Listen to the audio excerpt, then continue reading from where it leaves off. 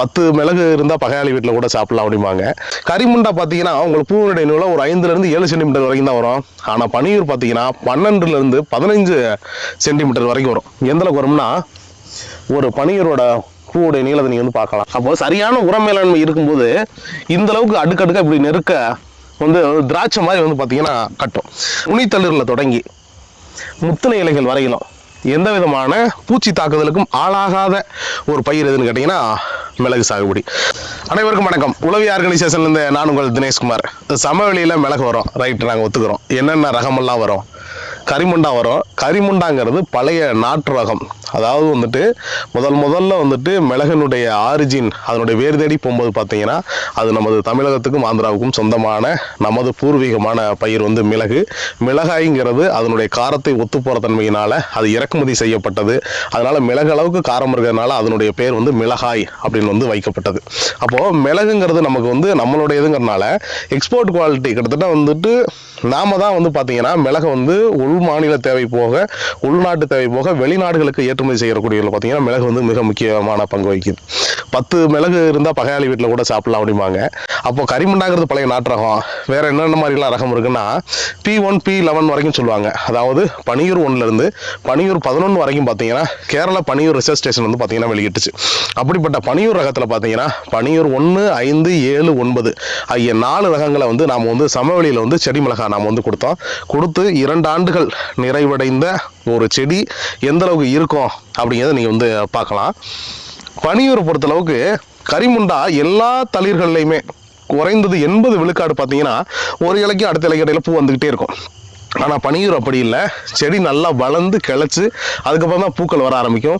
அப்படியே பூக்கள் வந்தாலும் கூட கிட்டத்தட்ட 3 இலைக்கு ஒரு பூ, 4 இலைக்கு ஒரு பூ அப்படி தான் தள்ளும். அப்போது இது ரெண்டுக்கு வித்தியாசம்னா அப்போ கரிமுண்டாவே பெஸ்ட்டாக இருக்குமென்னா, கரிமுண்டா பார்த்தீங்கன்னா உங்களுக்கு பூவினுடைய நீளம் ஒரு 5லேருந்து 7 சென்டிமீட்டர் வரைக்கும் தான் வரும். ஆனால் பனியூர் பார்த்தீங்கன்னா 12லேருந்து 15 சென்டிமீட்டர் வரைக்கும் வரும். எந்த அளவுக்கு வரும்னா ஒரு பனியூரோட பூவுடைய நீளத்தை நீங்கள் வந்து பார்க்கலாம். இப்படி வரும் அடுக்கடுக்கா. இது கிட்டத்தட்ட 2 ஆண்டுகள் நிறைவடைந்து இதனுடைய எவ்வளவு பக்க கிளைகளை பிரிச்சிருக்குன்னு நீங்கள் வந்து பார்க்கலாம். ஒவ்வொரு பூவினுடைய நீளத்தையும் நீங்கள் வந்து பார்க்கலாம். நீங்கள் பார்த்தீங்கன்னா தெரியும். இந்த அளவுக்கு வந்துட்டு அதாவது சமவெளியில் இப்படி நெருக்க மணி கட்டாதும்பாங்க. அப்போது சரியான உர மேலாண்மை இருக்கும்போது இந்த அளவுக்கு அடுக்கடுக்க இப்படி நெருக்க வந்து திராட்சை மாதிரி வந்து பார்த்தீங்கன்னா கட்டும், ரைட்டு. இதனுடைய அடித்தூர் எந்த அளவுக்கு பருத்திருக்குன்னு நம்ம வந்து பார்க்கலாங்களா? நீங்கள் வந்து பாருங்களேன். ஒரு மரத்தினுடைய ஒரு செடியினுடைய அடித்தூர் பார்க்கலாம். கிட்டத்தட்ட இந்த அளவுக்கு பருத்திருக்கும். அப்போ இது என்னாகும், கிட்டத்தட்ட 15 ஆண்டுகள் வரைக்கும் நமக்கு வந்து தொடர் அறுவடை கொடுக்கக்கூடியது. ஒரே நேரத்தில் பால் பூக்கள்லேருந்து அறுவடைக்குரிய மிளகுலேருந்து இது போல் புதிதாக மணிக்கட்டியதுலேருந்து நீங்கள் பார்க்கலாம். இப்படி தொடர்ச்சியாக வரக்கூடியது. நீங்கள் பாருங்களேன். ஒரு பகுதியில் மட்டும்தானா அப்படின்னா ஒவ்வொரு பகுதியிலையுமே பார்த்தீங்கன்னா இந்த மாதிரி இருக்கும். அப்போது சமவெளியில் கரிமுண்டா மட்டுமல்ல, கிட்டத்தட்ட பனியூரும் எனக்கு வரும் அப்படிங்கிறதுக்கு இதுதான் வந்து உதாரணம். நீங்கள் பார்க்கலாம். இது பாருங்களேன். இது கிட்டத்தட்ட ஒரு 13 சென்டிமீட்டர் அளவுக்கு இருக்கக்கூடியது. நீங்கள் வந்து பார்க்கலாம். இவ்வளவு நெருக்கம் வந்து மணி கட்டக்கூடியது. அப்போது சமவெளியில் புவர் மெயின்டெனன்ஸ், அதாவது லோ மெயின்டெனன்ஸ் சொல்லக்கூடியது. இவ்வளவு களைகள் இருந்தும் களைகள் பூச்சி முதல்ல எதுலேருந்து வருதுன்னு நம்ம வந்து பார்க்கலாம். அப்போது ஒரு பூச்சி களைச்செடிகள்லேருந்து ஆரம்பிக்கும். பொதுவாக இந்த தோட்டக்கலை பயிர் சாகுபடியில் உங்களுக்கு நெல்லியாக இருக்கட்டும், மாவாக இருக்கட்டும், சப்போட்டா, ஆரஞ்சு, எலுமிச்சை, சாத்துக்குடி எல்லாத்துலேயும் பார்த்தீங்கன்னா என்ன சொல்லுவாங்க, தூர்ப்பகுதியில் இருக்க களைகளை வந்து வெட்டி விட்டுருங்க.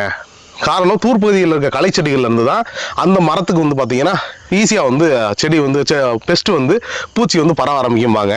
அப்படி இருந்தும் கூட நுனித்தளிரில் தொடங்கி முத்தின இலைகள் வரையிலும் எந்த விதமான பூச்சி தாக்குதலுக்கும் ஆளாகாத ஒரு பயிர் எதுன்னு கேட்டிங்கன்னா மிளகு சாகுபடி.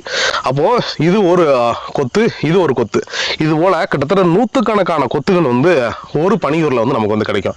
நாம் சொல்கிறோம் வெறும் 1/2 கிலோ வந்து ஒரு செடி கிடைச்சாலே கிட்டத்தட்ட இன்றைய சந்தை மதிப்புக்கு கிட்டத்தட்ட ஒரு 500 ரூபாய் வரைக்கும் நமக்கு வந்து லாபம் தரக்கூடியது இந்த மிளகு.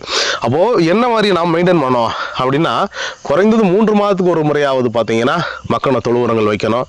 அல்லது வந்து இயற்கை முறையில் தான் எல்லாமே பார்த்தீங்கன்னா சூடாமோனஸ், அசோஸ்பைரிலம், பாஸ்போ பாக்டீரியா இது போல் வந்து நுண்ணுயிர் பெருக்கம் நன்மை செய்யும் பூஞ்சான்களை நாம் வந்து கொடுக்கலாம்.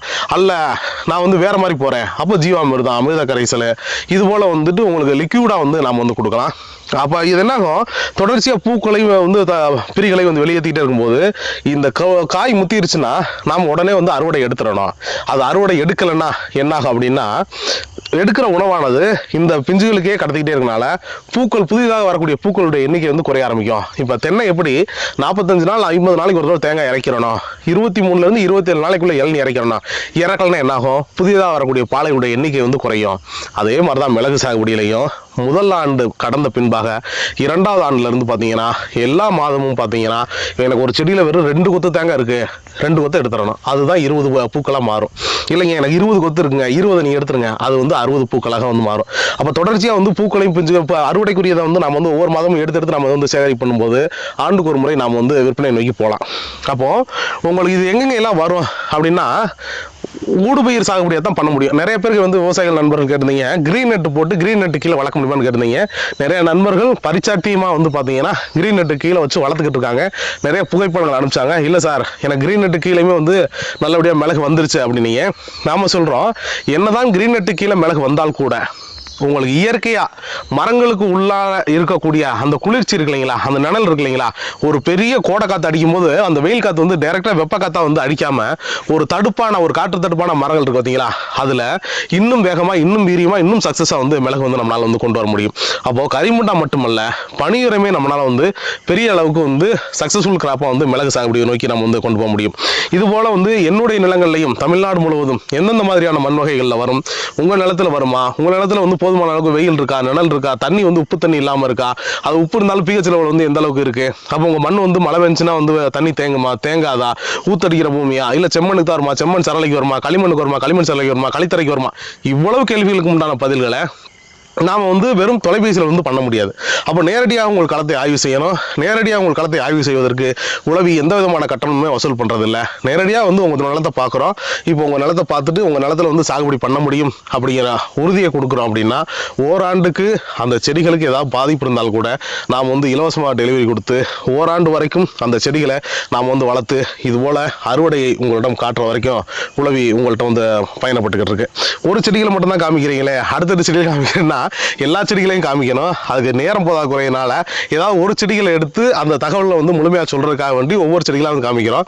நீ அடுத்தடுத்த செடிகளை வந்துட்டு இப்போ நீ பின்னாடி வரக்கூடிய காணொலிகள் நீ அடுத்தடுத்த செடிகள்லாம் எப்படி இருக்கு, சின்ன செடிகள் எப்படி இருக்கு, பெரிய செடிகள் எப்படி இருக்கு அப்படிங்கிறத நீங்க வந்து பார்க்கலாம். ஒரு நல்ல மாணவன் ஒரு எப்படி வந்து படிச்சான், அவன் எப்படி வந்து முன்னேறினா அப்படிங்கிறத எப்படி வந்து ஒரு ஆசிரியர் பிறந்த சொல்றாங்களோ அதுபோல உளவியிலிருந்து கொடுத்த செடி மன நிறைவாக இவ்வளவு தூரம் வந்துட்டு சமவெளியில வந்துட்டு வராது அப்படின்னு நினைச்சுக்கிற பயிர் இன்னைக்கு வந்து இவ்வளவு அழகா வந்து வந்திருக்கு.